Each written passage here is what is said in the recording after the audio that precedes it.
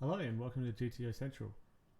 So what we're aiming for with this software is to build some GTO study software that's much easier to use, designed for actual people to use and not computers, and should allow us to build strategies much faster than you would with a typical solver.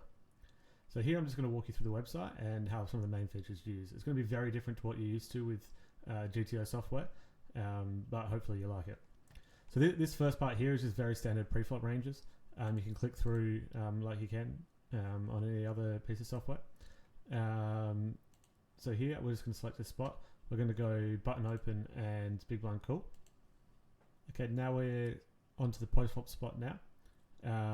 So I'll show you what's down here in a sec, but first we're going to select the post flop spot that we're interested in. So what I'm going to look at is when the button C bets and the big blind is facing the small C bet. So the first thing I want to draw your attention to is this strategy down here. So what's this done for the spot where the button C bets and the big blind's now facing that C bet in a single raise pot? It's built us a strategy to play across every board. And this applies for every board regardless of what our hand is. And essentially you just look at the hand, look at the board, and you just follow this flowchart. And it will tell you what strategy it recommends playing. So first here it has us considering our showdown value. So you look at your hand, say what your showdown value is, and you just go into one of these categories depending on what it is. So if your hand is an overpair or better, then it wants us playing this strategy here. If it's an underpair or top pair, it wants us playing this. And if it's a high card or worse, now it wants us to make another decision. Now it wants us to consider, do we have a straight draw? And if we do have a straight draw, this is what it wants us to do. And if not, then it considers if we have a backdoor flush draw. And we can just keep continuing along here. If we have a backdoor flush draw, then it wants us to play this strategy. If not, we follow along here and we decide, do we have a one card flush draw? If not, etc, etc. As you can see, this is a very simple, easy to play strategy.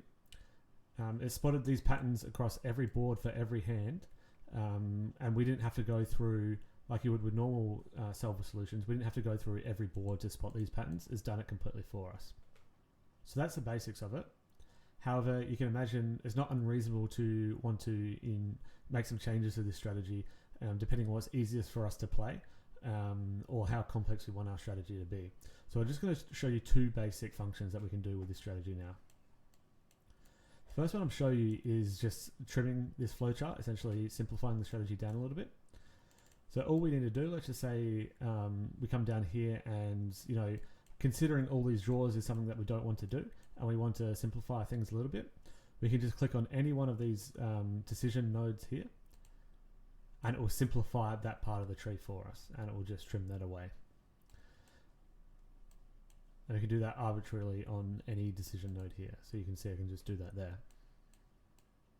The next thing that would be reasonable to want to do is to add detail to the strategy.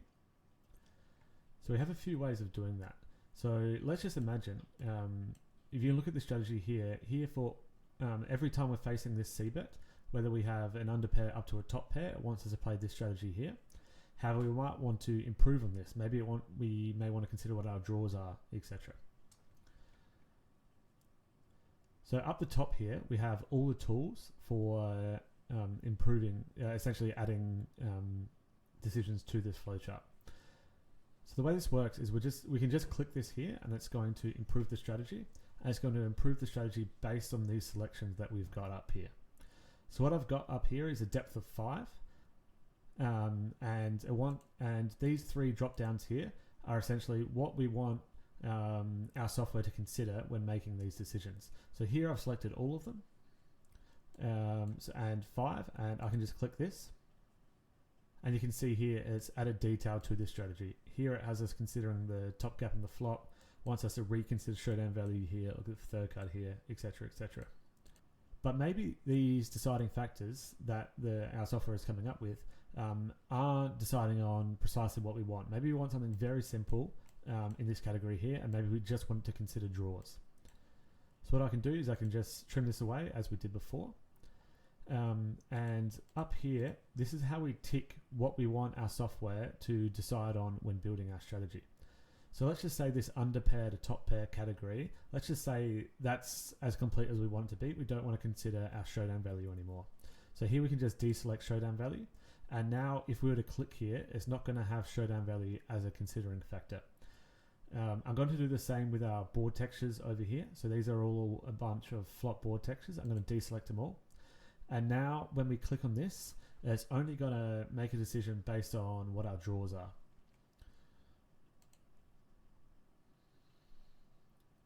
So as you can see here, for this category, this underpair to top pair category, it's now improved our strategy just deciding what our draws are. But let's just say this is too much and we didn't actually want it to go in this much detail. Maybe we only wanted a couple things going on with the draws. And that's where the depth comes in. So before I had depth set to 5, and you can see here that there's 5 strategies at the end of our flowchart. So what I'm going to do is I'm going to remove this part of the tree again, and then I'm going to do the same thing, but I'm only going to set depth to 2.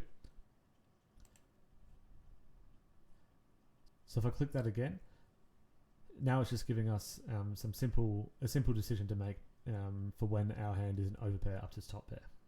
So again, to recap on how this works, essentially we select our post-flop spot, and then it analyzes every flop with every hand and builds a nice, easy, human understandable strategy where we're using things that people would normally think about, like our showdown value and our draws and the board texture. And it's making the best decisions it can, spotting the patterns and trying to give us a strategy that is really representative of what GTO would do over every board and every hand. And we can make them adjustments to ourselves just to, if we want to improve that strategy or make it simpler. Now in this journey to building a strategy, we can sit with just this. However, there's a few tools that can help us in building our strategies. One here is just a board filters category. So what this does exactly what you'd think it is. So it filters certain properties of the flop in order to, and it will only give us a strategy based on just them filters. So if we only want to look at ace high boards, for example, or Broadway boards, we can make them filters up here. Alternatively, we don't actually have to touch that even if we do want to filter. Across the right here, there's a few drop downs here for just graphs that can help us spot patterns across. Here we've got board selections, showdown values, and draws. And essentially what this is saying, if we look at the showdown value category here, this is saying that facing this spot across every board with every hand, this is what each of the showdown value categories are doing. And you can see that repeated here for draws. So we can see what we're doing in draws across every board. And there's quite a few draws down here. And this top grouping here is for board texture. Now the cool thing about these graphs is that they're actually interactive. So if we're to click on any of these categories here, it'll filter the entire page. So not just these graphs here, but it'll also filter the flowchart that we got going on here. So let's just say, for example, we want to study how to face c-bet on an ace high board. We could just click this ace here. So this is the flop top card, and we're selecting it to be an ace. And what it's done here is it's filtered all these graphs here, and now all these graphs are only for the case when the board's top card is an ace.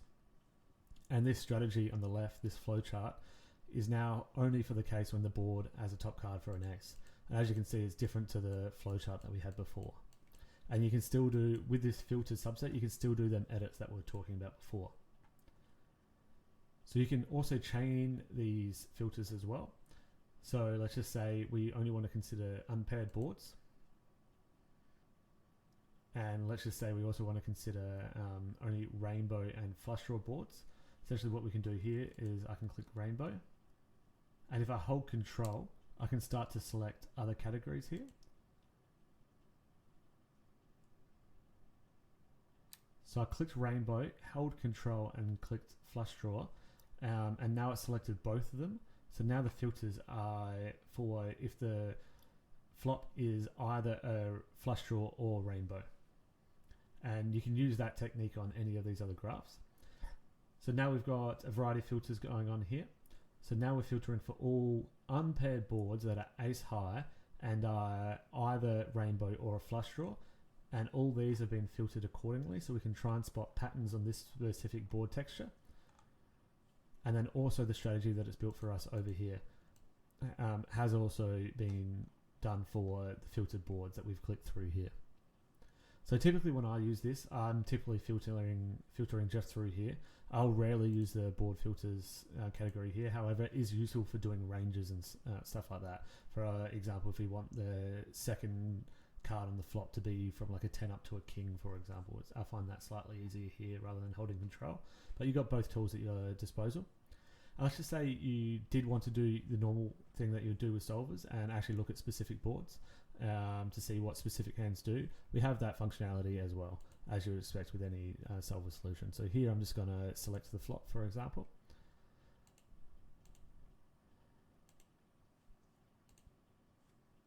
So now I've selected the flop, and now we're getting strategies just as you'd expect with any other solver. And we're making improvements to this at the moment. So in the future, you'll see things like EV and EV realization and all that stuff that you would expect within normal solver software. So that's the basics of how it works. If you have any questions, just chuck us a message in the Discord and we'll be glad to help you out.